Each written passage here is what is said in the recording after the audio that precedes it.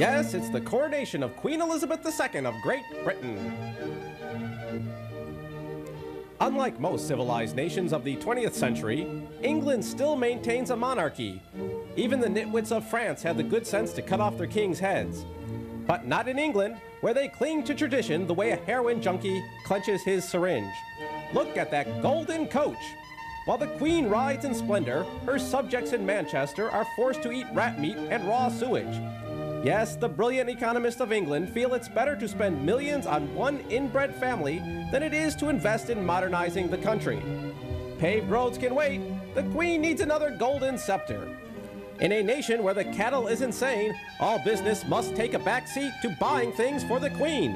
But it's money well spent. Just look at those happy waving idiots.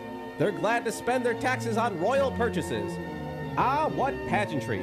It's worth skipping a few meals to enjoy a parade like this one. And who better to run an empire than someone who's been told her entire life that she's better than everyone else and has no idea how normal people behave? It's a system that's worked since the Dark Ages. Why change it now? The money spent on that coach could have been used to build a hospital. But who needs a hospital when you have a queen? Now it's time for the coronation, a symbolic ritual that assures the Queen that she'll get millions of dollars and not have to do any work her entire life. What a deal! Behold the magnificent golden objects. Meanwhile, 90% of Wales is without indoor plumbing.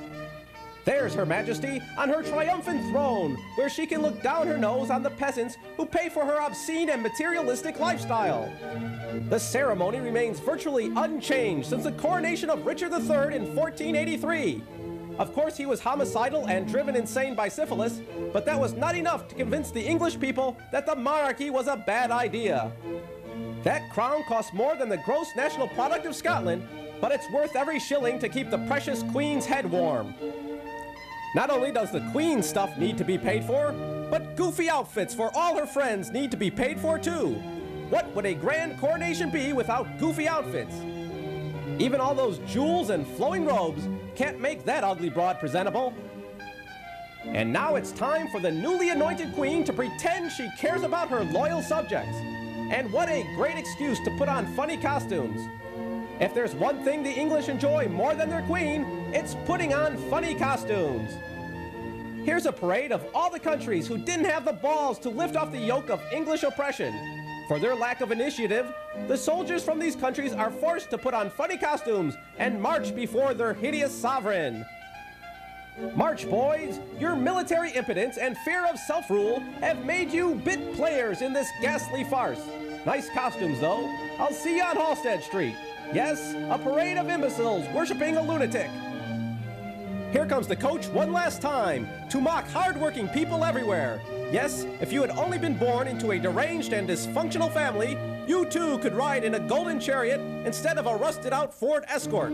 Too bad for you, peon. But I will let you look at my magnificent gown and priceless headdress. Ah, that Queen, what a sweetheart. Look at all the happy limeys. Enjoy your depressed economy, you bloody commoners.